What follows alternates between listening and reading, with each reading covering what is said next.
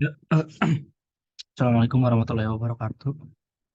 Sebelumnya saya izin perkenalkan diri terlebih dahulu. Nama saya Rafil Muhammad Alif dengan NIM 21135 116 dalam rangka mengikuti ujian akhir semester mata kuliah Sistem Informasi. Di sini saya akan menjelaskan tentang flow map, diagram konteks, sama DFD.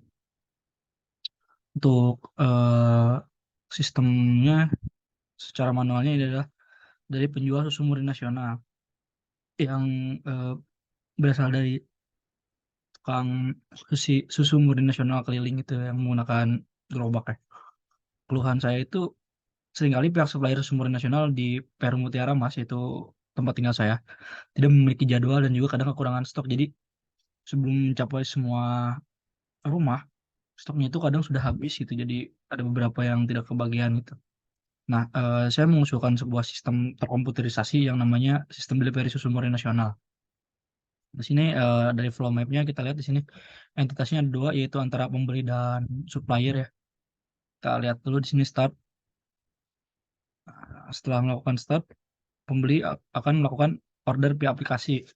Nah, jadi ordernya itu melalui aplikasi yang terintegrasi ya. Setelah melakukan order, orderannya akan masuk ke database. Lantas database ini akan diproses di pihak supplier. Supplier mencatat pesanan pembeli. Kemudian supplier mengeluarkan nomor booking ya. Nah, si nomor bookingnya ini kemudian akan diteruskan kembali ke si pembeli. Nah, pembeli menerima nomor booking.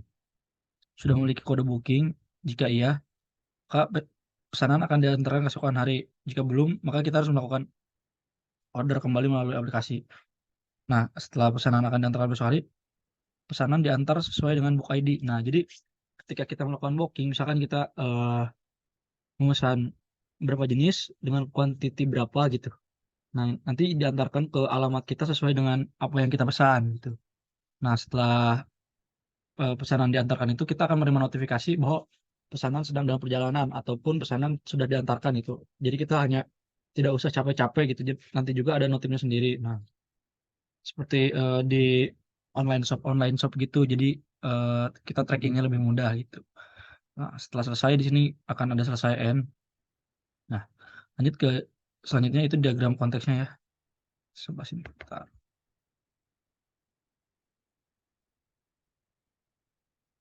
Nah, di sini diagram konteksnya.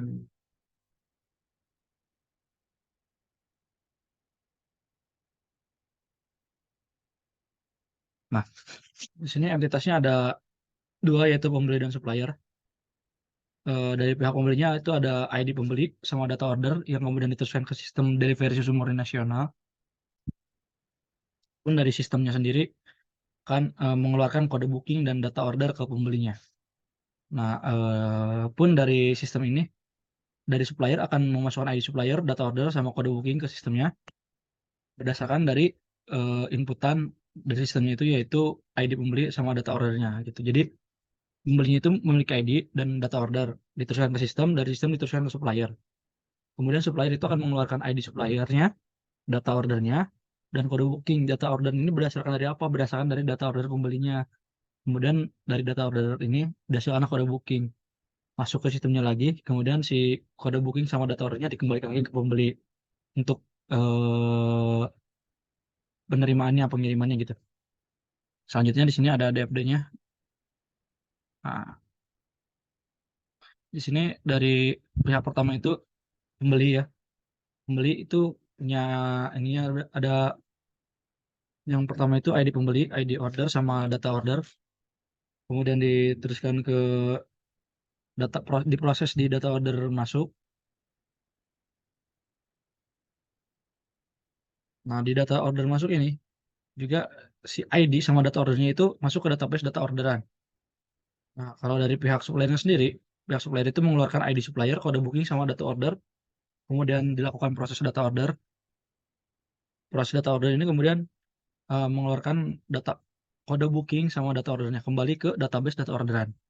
Selanjutnya adalah dari proses data order juga mengeluarkan kode booking, data order, dan ID pembeli. untuk kemudian diteruskan pada database data pengiriman order. Nah, dari database ini dikeluarkanlah kode booking sama ID pembeli, yang mana diteruskan ke proses data order konsumen.